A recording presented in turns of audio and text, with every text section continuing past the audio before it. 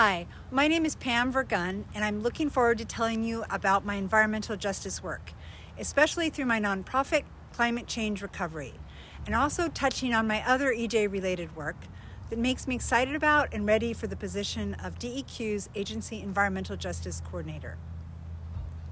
The Environmental Justice Training Program connected to my nonprofit best shows the values into which I lean. This program I created is called Youth and Adults Acting for Our Earth, YAY, and draws upon my previous work experience and my advanced degrees in sociology and public policy, as well as what I have learned about environmental racism and other forms of bias from the best teachers, people of color like my son and my daughter, as well as others who are potential targets of other types of bias. Each of the one-day trainings we do is peer-led by people who have done the training themselves. Participants range from elementary school students, 4th grade and up, to senior citizens. The day begins with the leaders presenting about climate science and climate justice through a slideshow that addresses the value of lessening one's own footprint while stressing the importance of community level and system change to improve our future. It is their first step in learning to incorporate EJ perspectives in many situations, as I have myself done in various jobs. We work with our students on presenting this material without notes, which allows them to be more persuasive when testifying or doing other types of public speaking. At some point, the students finally get that they are going to present the same slideshow in that afternoon that they listened to for the first time that morning, and we work to reassure them. Ultimately, they go up to present without notes about climate science and how we can work together for a brighter future. Their presentation is attended by the community and 1 to 3 VIP speakers. These VIPs have included elected officials, nonprofit leaders serving migrant farm workers, teens suing the federal government about the climate crisis. How did this innovative program come about and why? When I started bringing my kids to EJ-focused events in their pre-teens, my daughter, who is Marshallese and a Pacific Islander and a naturalized citizen, and my son, who is African American, were as quick to note as I was that youth and people of color, who are the ones most negatively impacted by all sorts of environmental quality issues, were at that time rarely present, and children were almost never there to testify. Anyone needing to be at work or school would find that the times and locations of most hearings are not chosen with them in mind. Our training program was built to address this gap, and one of the things of which I am most proud is how its structure and approach reflects my values of working against prejudice and discrimination, taking care of the environment, partnering with communities who are most at risk, and learning from others. In creating YAY, I built upon my previous program evaluation work at Social Policy Research Associates and the American Institutes for Research to strengthen diversity-related grant-making and school programming, my knowledge of how to apply sociology, and my experience in fostering replicable programs adaptable for local circumstances. That work also taught me the importance of data collection for preparing reports under government contract or for foundations. I apply what I learned about community engagement in my public administration program, in research positions, and in the work I did as an instructor at Foothill College. The principles I center in this work are: number 1, focus on reaching out to people of color and members of other groups that continue to face significant barriers that make them more vulnerable to extreme weather events and poor environmental quality. My strategies have resulted in our training over 500 leaders of all ages, most of them between the ages of 8 and 24, with over 75% being people of color. 2, diversify outreach methods, creating partnerships with organizations founded by and serving people of color, drawing upon community leaders and program participants to get their community involved. 3, support the development of the people most affected by environmental justice as leaders and trainers of others. 4, I know from my sociological and public administration background and my own experience the importance of as the agency expert on diversity of helping others to understand how characteristics that might not at first seem to be relevant to environmental justice, gender identity, sexual orientation, disability status, and age can lead to disparate environmental impacts.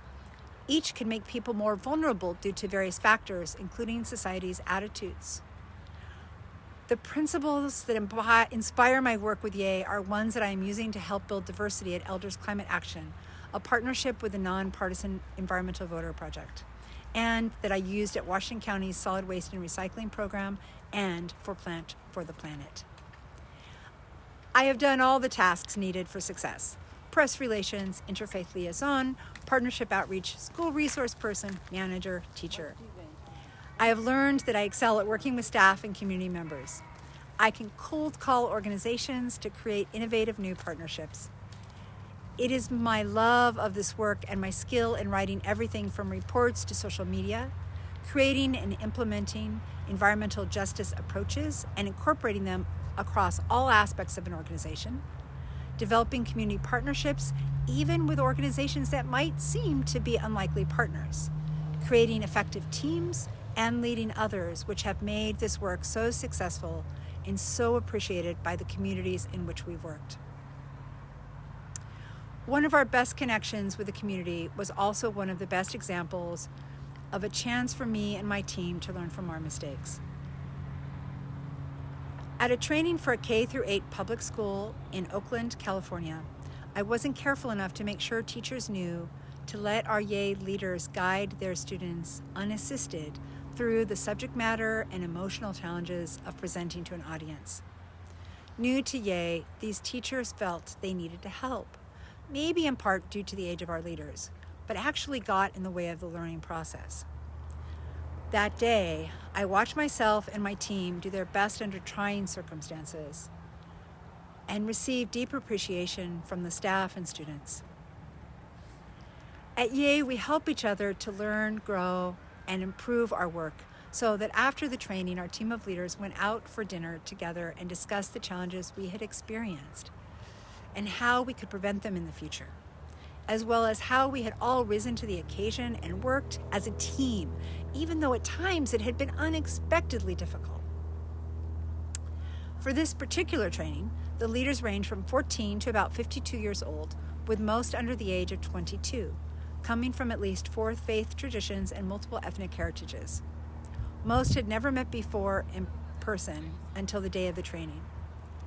Time and time again, I have witnessed the wisdom of quote-unquote ordinary people's insights about the climate crisis and their ability to work deeply with others on environmental justice, even though this work and diverse teams for many is outside of their previous experience.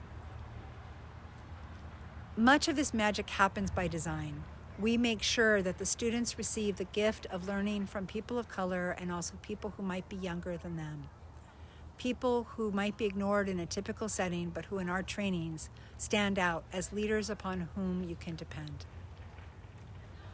What I have learned in working for climate change recovery is the value of inclusion in program design, decision-making, and problem-solving.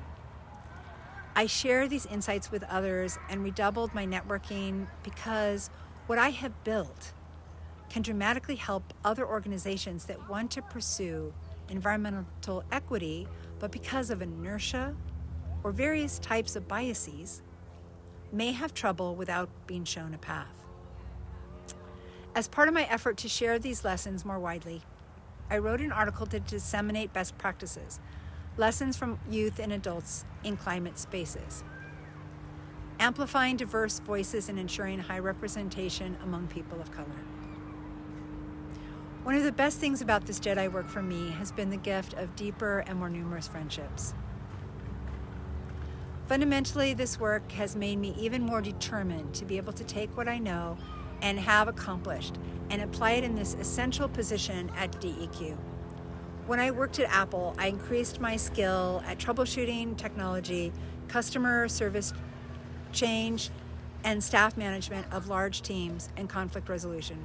I'm excited by this agency coordinator position because I am determined to make a significant impact by leading this mission to make our state a better and more welcoming place to live where everyone has access to a safe and clean environment.